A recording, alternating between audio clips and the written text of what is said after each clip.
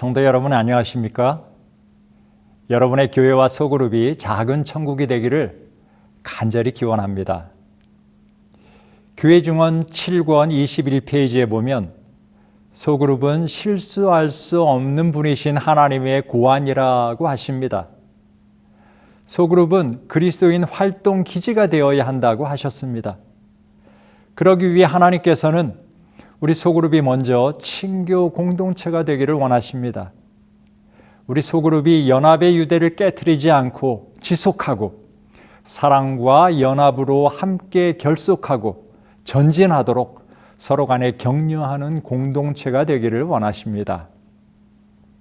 우리 교회 소그룹이 어떻게 이런 소그룹이 될 수 있을까요? 제가 오래전에 들었던 한 이야기가 있는데요. 어떤 사람이 천국과 지옥을 방문하게 되었답니다. 천국에 갔더니 그곳에 사는 사람들은 모두 얼굴에 윤기가 흐르고 행복해 보였어요. 그런데 지옥은 피골이 상접하고 불만족에 찌든 모습이었답니다. 지옥에는 먹을 게 없어서 그런가 봤더니 지옥에도 천국과 똑같이 산의 진미가 가득한 식탁이 차려져 있었대요. 그런데 이런 차이를 낸 데에는 긴 숟가락과 젓가락에 그 비밀이 있었답니다. 천국은 서로 떠 먹여주니까 배불리 잘 먹고 행복해 했는데 지옥은 각자 떠서 자기 입에 넣으려고 하니까 먹지 못해 그렇게 되었다는 겁니다. 어느 곳이든 남을 위하는 곳이 천국이고 자기만 위하는 곳이 지옥이라는 교훈을 주는 이야기입니다. 그리고 내가 사는 현 주소가 천국인지 아닌지 돌아보게 하는 이야기입니다. 예수님께서는 주는 것이 받는 것보다 행복하다고 하셨습니다.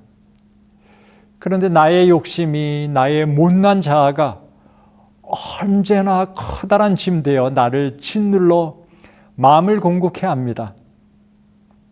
예수님의 사랑을 베푸는 사랑인데 나는 주는 것보다 받는 것을 더욱 좋아하고 받을 사랑만 계수하고 있으니 한숨이 나옵니다. 당신이 하는 것을 보면 교회 다니는 것 외엔 나와 다를 바가 없는데 왜 굳이 교회에 나가야 하는지 모르겠다고 말하면 할 말이 없어요. 근데 이것은 오늘 우리만의 문제는 아니었더라고요. 예수님을 곁에서 따르던 12 제자들도 마찬가지였습니다. 십자가 전날까지 제자들은 누가 크냐 문제로 다투었었습니다. 예수님은 십자가를 통해 이루실 구속사업을 제자들에게 위임하시고 승천하실 계획이셨습니다. 그런데 제자들이 이 모양이니 십자가로 나가시는 예수님의 발걸음은 무거울 수밖에 없었습니다. 이런 상황에서 예수님께서 주신 말씀이 서로 사랑하라는 말씀이었습니다. 요한복음 13장 34절에 새 계명이라고 하시며 주신 명령이었습니다. 예수님의 유언과도 같은 이 말씀이 제자들의 삶에 어떤 변화를 가져올 수 있을까요? 십자가 이전의 제자들보다 결코 낫다고 할 수 없는 우리에게 이 명령은 과연 어떤 의미일까요? 오늘 이 시간에는 새 계명의 몇 가지 특징들을 살피면서 친교 공동체로서의 우리 소그룹이 어떤 모습이어야 할지 함께 살펴보고자 합니다. 먼저 요한복음 13장 34절을 읽겠습니다. 새 계명을 너희에게 주노니 서로 사랑하라. 내가 너희를 사랑한 것 같이 너희도 서로 사랑하라. 일단 이 말씀을 직접 들은 대상은 12 제자였습니다. 이 말씀은 십자가 전날 밤 제자들의 발을 씻기신 후에 하신 말씀입니다. 새 계명이라고 하셨으니 옛 계명도 있겠는데요. 예수님께서 어느 율법이 큰지 질문을 받으셨을 때 하나님을 사랑하고 이웃을 자신같이 사랑하는 것이라고 말씀하셨습니다. 2010년식 자동차와 2024년식 자동차가 있다고 합시다. 기능이나 모양에 많은 차이가 있겠죠. 그러나 엔진의 힘을 통해 차체의 바퀴를 노면과 마찰시켜 그 반작용으로 움직이는 교통수단이라는 데에는 큰 차이가 없습니다. 새 계명도 사랑하라는 데에 있어서는 옛 계명과 크게 다를 바가 없습니다. 그러나 새 계명이 옛 계명과 비교하여 달라진 점이 분명히 있습니다. 첫째, 새 계명은 사랑의 기준이 달라졌습니다. 옛 계명은 이웃을 자신같이 사랑하라는 말씀이었다면 새 계명은 내가 너희를 사랑한 것 같이 사랑하라는 말씀으로 바뀌었습니다. 어떻게 보면 걷지도 못하는 아이에게 뛰라고 요구하는 것처럼 보이는데요. 그러나 자세히 보면 새 계명은 누구에게 주목해야 하는지를 말씀하시고 계십니다. 이웃을 사랑할 때 자기 마음대로, 자기 좋은 대로, 자기 방식대로 사랑하지 말고 예수님이 어떻게 사랑하시는지를 보라는 것입니다. 사도행전 549페이지에 이런 말씀이 있습니다.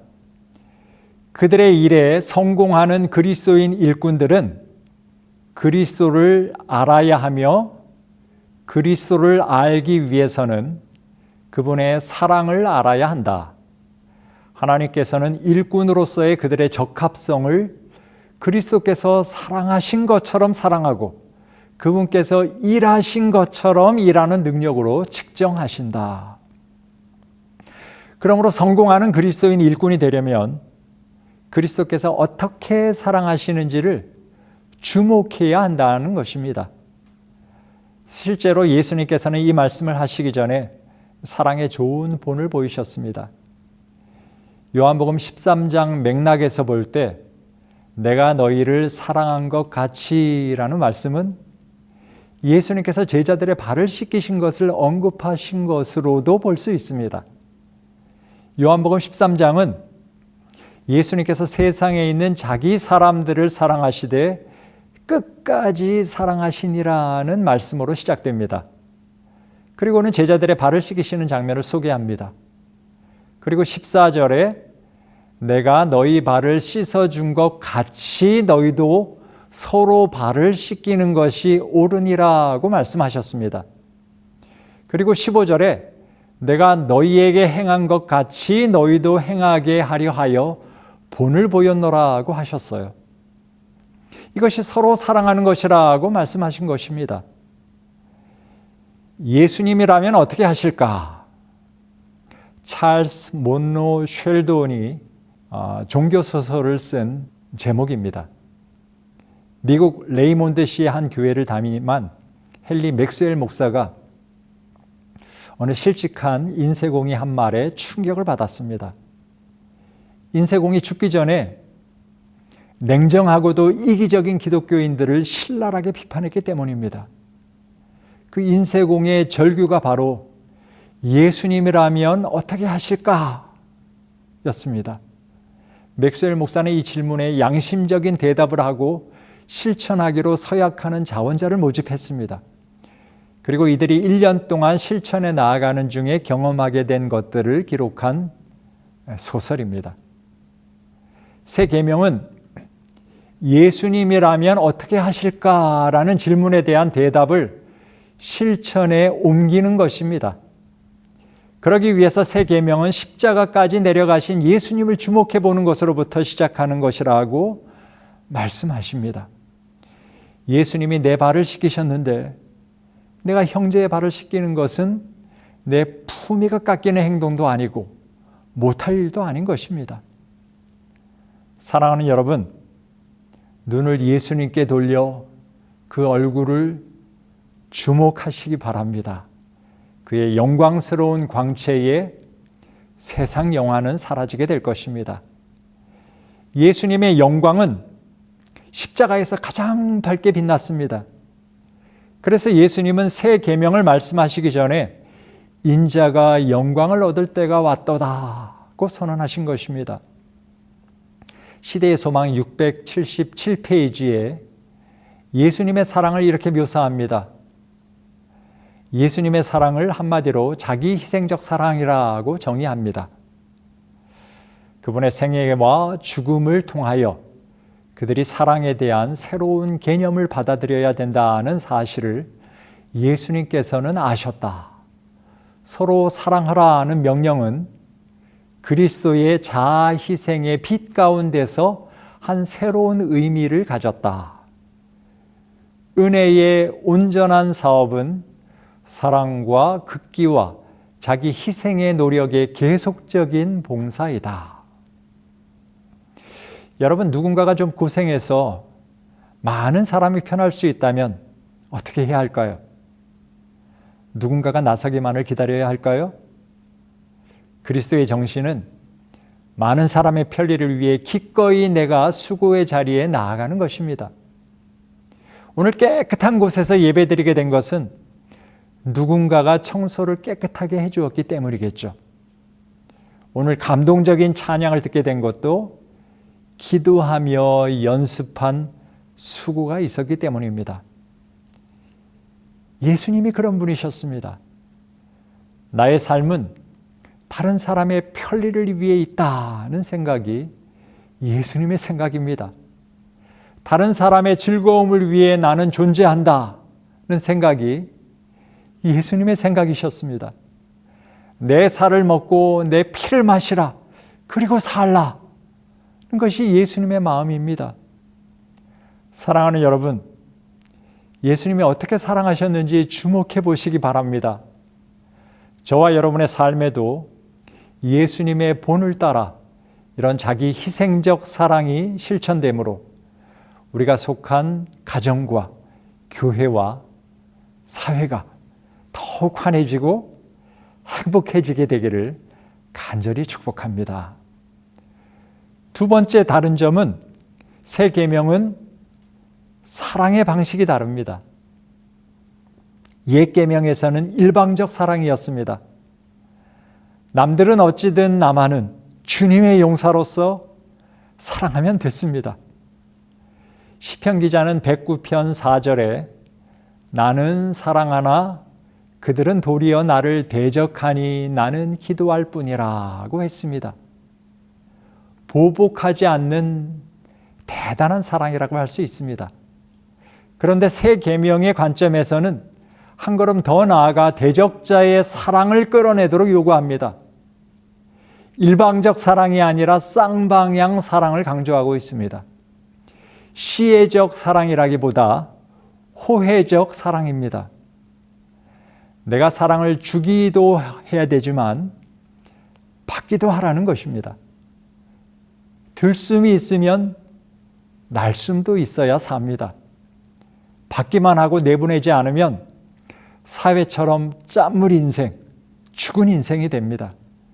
그래서 새 계명이 강조하는 것은 서로 사랑하는 것입니다. 서두에 말씀드린 천국과 지옥 이야기에서 천국은 주기 때문에 행복한 곳입니다. 천국은 남에게 먹여주기도 하지만 자기도 받아먹는 곳입니다. 내가 주면서 누린 행복을 상대방도 누리게 하기 위함입니다. 그래서 받기만 하고 주려고 하지 않는 사람은 참 행복을 경험할 수 없어요. 그러나 주려고만 하고 받지 않는 사람은 상대방의 행복을 누릴 기회를 제공하지 않는 것입니다. 누군가 마음의 선물을 줄 때는 기뻐하며 감사한 마음으로 받을 때 주는 사람이 행복합니다. 예수님도 우리에게 무한한 은혜를 주시는데 기뻐하며 감사한 마음으로 받는 것을 보실 때 행복해 하십니다. 저와 여러분 모두 이런 행복을 예수님께 드리게 되기를 간절히 바랍니다. 그리고 우리 소그룹에서도 서로 주고받으며 모두가 행복한 공동체가 되기를 주님의 이름으로 축복합니다. 하나님께서는 이렇게 서로 사랑하도록 공동체 속에서 살게 하셨습니다. 내가 사랑하는 것이 아니라 서로 사랑하는 것입니다. 누가 사랑의 주도권을 가진 것이 아니라 서로 사랑하는 것입니다. 놀라운 것은 이렇게 서로 사랑할 때 하나님과의 사랑도 경험하게 된다고 하십니다. 요한일서 4장 12절에 어느 때나 하나님을 본 사람이 없으되 만일 우리가 서로 사랑하면 하나님이 우리 안에 거하시고 그의 사랑이 우리 안에 온전히 이루어지느니라고 말씀하십니다. 하나님을 관계적으로 만나는 가장 구체적인 방법이 우리가 서로 사랑하는 것이라고 하십니다. 서로 사랑할 때 삼위일체 하나님의 사랑을 경험적으로 알아가게 되는 것입니다. 여러분, 하나님의 사랑을 경험하고 싶으신가요? 소그룹 안에서 형제 자매들과 서로 사랑해 보세요. 사랑을 주고받으면서 하나님의 마음과 뜻과 하시는 일을 경험적으로 깨달아가게 될 것이라고 보장하십니다. 그리고 요한복음 13장 35절에 우리가 이렇게 서로 사랑할 때 모든 사람이 우리를 예수님의 제자로 알게 될 것이라고 하셨습니다. 전도는 어려운 것이 아닙니다. 우리 소그룹 안에서 서로 사랑하는 것이 가장 훌륭한 전도회가 될 것입니다. 베드로에 의하면 서로 사랑하는 것에는 서로 대접하는 것과 서로 봉사하는 일이 포함됩니다. 베드로전서 4장 8절로 10절에 뜨겁게 서로 사랑하고 원망 없이 서로 대접하고 여러 은혜를 맡은 선한 청지기 같이 서로 봉사하라고 공고하십니다. 이런 모든 것들이 쌍방간에 이루어져야 할 것임을 강조하십니다. 그리고 이런 모습이 구현될 수 있는 최적의 환경이 소그룹입니다. 신약 성경은 소그룹에서 이루어져야 할 삶의 방식 여러 가지를 소개합니다. 로마서 12장 10절에 형제를 사랑하여 서로 우애하고 존경하기를 서로 먼저 하며 로마서 15장 7절 그러므로 너희도 서로 받으라. 로마서 15장 14절 너희가 능히 서로 권하는 자임을 나도 확신하노라. 갈라디아서 5장 13절 형제들아 오직 사랑으로 서로 종로로 타라. 갈라디아서 6장 2절 너희가 짐을 서로 지라. 에베소서 4장 2절 오래 참음으로 사랑 가운데서 서로 용납하고 에베소서 4장 32절 서로 친절하게 하며 불쌍히 여기며 서로 용서하기를 하나님이 용서하심 같이 하라. 에베소서 5장 21절 그리스도를 경외함으로 피차 복종하라. 골로새서 3장 16절 모든 지혜로 피차 가르치며 권면하고 데살로니가전서 4장 18절 그러므로 이러한 말로 서로 위로하라. 데살로니가전서 5장 11절 그러므로 피차 권면하고 서로 덕을 세우기를. 야고보서 5장 16절 그러므로 너희 죄를 서로 고백하며 병이 낫기를 위하여 서로 기도하라. 이런 일들은 대그룹에서는 경험하기 어려운 것들입니다. 서로 혹은 피차 무엇인가를 하라는 말씀이 있다면 그 말씀은 소그룹의 행동 지침으로 생각하시면 틀리지 않을 것입니다. 서로 사랑하는 것은 계산적 사랑을 하라는 말씀은 아닙니다. 내가 하나 받았으니 하나만 주면 된다는 식이 아니에요. 내가 하나 줬는데 왜 너는 반밖에 안 주냐? 그 따지라는 것이 아닙니다.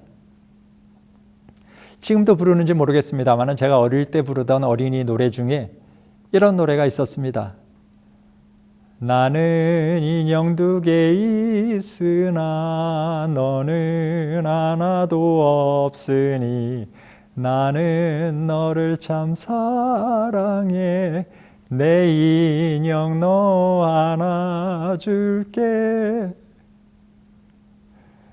나는 사과 2개 있는데 너 없지. 내가 하나 줄게. 나는 연필 2개 있는데 너 없지. 내가 하나 줄게. 무한대로 만들 수 있죠. 요지는 내게 필요 이상이 있는 것을 주는 것이겠습니다. 예수님께서 가난한 자들은 항상 너희와 함께 있을 것이다 라고 하셨습니다. 그것은 어떤 사람은 부자로 어떤 사람은 가난한 사람으로 살도록 계획하셨다는 말씀은 아닙니다. 증언보감 2권 511페이지에 이런 말씀이 있습니다. 그리스도께서는 한 사람은 생애의 사치를 풍성히 누리고 다른 사람들의 자녀들은 먹을 것을 달라고 부르짖도록 계획하지 않으셨다. 주님은 자비의 하나님이시다.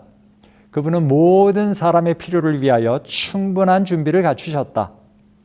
당신의 재산을 맡은 대리자들을 통하여 그분께서는 당신의 모든 피조물들의 필요가 충족되도록 계획하고 계신다. 아무 부족이 없는 사람은 없어요. 하나님은 서로의 부족을 대리자들을 통해 채우게 하셨습니다. 그것이 생명의 순환 법칙이기 때문입니다. 그것이 하늘의 행복의 원리이기 때문입니다. 그렇게 하는 가운데 주는 사람은 이기심을 버리고 받는 사람은 교만을 버리게 하심으로 이 땅에서 하늘의 적합성을 갖춰가도록 하신 것입니다. 우리를 너무도 잘 아시는 하나님께서는 소그룹 안에서 누군가를 통해 우리를 도우시려고 하십니다. 그리고 우리 각자를 통해 누군가를 도우시려고 하십니다. 서로 사랑하라. 서로 사랑하는 사랑의 공동체의 일원이 되시기를 우리 주님의 이름으로 축복합니다. 세 번째로 새 계명은 사랑의 주체가 달라졌습니다. 율법은 내 이웃을 내 몸과 같이 사랑하라고 명하셨습니다. 사랑을 해야 할 주체가 사람이었어요. 그런데 누구도 그렇게 사랑한 사람은 없었습니다. 그렇게 사랑할 수 있는 사람이 없는 것입니다. 나에게 잘해주는 사람, 나에게 뭔가 이익이 되는 사람은 잘해줄 수 있지만 나에게 해를 끼치고 나를 미워하는 사람까지 사랑한다는 것은 인간적으로 불가능한 일일 것입니다. 그런데 이렇게 사랑하신 분이 한 분 계신데 바로 예수님이십니다. 하나님을 사랑하고 인류를 내 몸보다 더 사랑하신 분이 바로 예수님이십니다. 그 사랑의 종합 결정판이 바로 십자가이죠. 내가 너희를 사랑한 것 같이라는 표현은 예수님께서 우리를 사랑하고 계신다는 보증이고 또한 공개적인 사랑의 고백입니다. 그리고 너희가 내 사랑을 받으면 너희도 자연스럽게 사랑할 수 있으리라는 약속입니다. 그러므로 새 계명은 서로 사랑하라는 것보다는 내가 주는 사랑을 먼저 받으라는 것에 강조점이 있습니다. 우리는 사랑을 받는 순간 사랑 없던 자에서 줄 사랑이 있는 자로 변합니다. 사랑할 수 없는 자에서 할 사랑이 있는 자로 변하는 것입니다. 제가 어느 교회에 있을 때 어떤 분께서 순수 선교를 위해 써달라고 꽤 큰 돈을 저에게 신탁하신 적이 있었습니다. 저는 여러 선교주의 이야기를 들을 때마다 특별 헌금을 할 수도 없고 그래서 좀 아쉬웠었는데 그 한 분으로 인해서 다 해결이 되었습니다. 쓸 돈이 있으니까 얼마나 선교하는데 마음이 넉넉해지던지요. 국내 선교에도 쓰고 해외 선교에도 쓰고 문서 선교에도 쓰고 불우이웃 선교에도 쓰고 어르신들 선교에도 쓰고 여러 분야에 쓸 수 있었습니다. 어떻게 써야 하나를 걱정할 정도였습니다. 받았으니 쓸 것이 있고 쓰라고 주셨으니 또 써야 했던 것입니다. 예수님으로부터 받은 사랑이 얼마나 큰지를 아는 사람은 저처럼 그 큰 사랑을 어떻게 쓸까를 염려할 정도로 사랑 쓰는 재미를 느끼게 될 수 있습니다. 우리가 사랑이 없는 것은 사랑을 받지 않았기 때문입니다. 그러나 사랑을 받았는데 쓰지 않는다면 그것은 직무유기입니다. 제가 만약 선교 후원금을 받고 제 개인을 위해 사용했다면 그것은 도둑질한 것이죠. 예수님은 내가 사랑을 주었으니 이제 그 사랑 가지고 사랑하라고 하십니다. 사랑을 주지 않음으로 사랑 도둑질하지 말라고 하십니다. 요한은 예수님의 이 말씀의 의미를 깨달았습니다. 그래서 요한일서 4장 19절에 우리가 사랑함은 그가 먼저 우리를 사랑하셨음이라고 말했습니다. 여러분, 사랑은 하나님이 주시는 선물입니다. 이것은 충동이 아니라 거룩한 원칙이라고 했습니다. 원칙은 예외 없이 항상 그대로 되는 것을 말하죠. 이 선물을 받은 사람은 언제든지 사랑할 수 있다는 것입니다. 그리스도의 사랑이 있다면 사랑하려고 노력할 필요 없이 저절로 사랑할 수 있다고 하십니다. 사도행적 550페이지에 이런 말씀이 있습니다. 하나님께 대한 최고의 사랑과 상호 간의 이기심 없는 사랑, 이것이 우리의 하늘아버지께서 주실 수 있는 최고의 선물이다. 이것은 충동이 아니요 거룩한 원칙이며 항구적인 능력이다. 또 교회 증언 7권 266페이지에 이런 말씀이 있습니다. 우리는 노력을 통하여 서로 사랑하는 일을 시작할 필요가 없다. 필요한 것은 마음속에 있는 그리스도의 사랑이다. 자아가 그리스도 안에 감추어질 때 진실한 사랑이 절로 솟아난다. 우리가 없는 사랑을 만들려고 하면 어렵지만 받은 사랑을 나누어 줄 수는 있습니다. 요한복음 15장의 포도나무 비유를 통해 예수님께서는 예수님의 사랑 안에 거하면 서로 사랑할 수 있다고 보증하셨습니다. 마치 열매가 저절로 맺히는 것처럼 저절로 사랑하게 될 것이다 라고 말씀하십니다. 사랑하는 여러분, 아직 서로 사랑하는 일이 어려우신가요? 남에게 베풀 사랑 없음을 느끼시나요? 성령님을 구하시기 바랍니다. 성령님께서 하나님의 사랑을 여러분의 마음에 쏟아부어 주실 것입니다. 마지막으로 예언의 신의 말씀 한 구절을 읽고 정리하겠습니다. 성령의 훈련과 교육으로 하나님의 자녀들은 진실되게, 진지하게, 그리고 있는 그대로 서로 사랑한다. 다시 말하자면 편벽과 거짓이 없이 서로 사랑한다. 이것은 그 마음이 그리스도의 사랑 안에 있기 때문에 이렇게 되는 것이다. 서로 사랑하는 우리의 사랑은 하나님께 대한 우리의 일반적인 관계에서 우러나오는 것이다. 우리는 한 가족이요. 그래서 그분이 우리를 사랑하신 것 같이 우리도 서로 사랑한다. 진실하고 거룩한 이 사랑과 비교해 볼 때 천박한 세속적 사랑은 밀과 겨와 같은 것이다. 편지 63페이지 1896년도의 말씀입니다. 성령님은 사랑을 쏟아부어 주시고 서로 사랑하게 하십니다.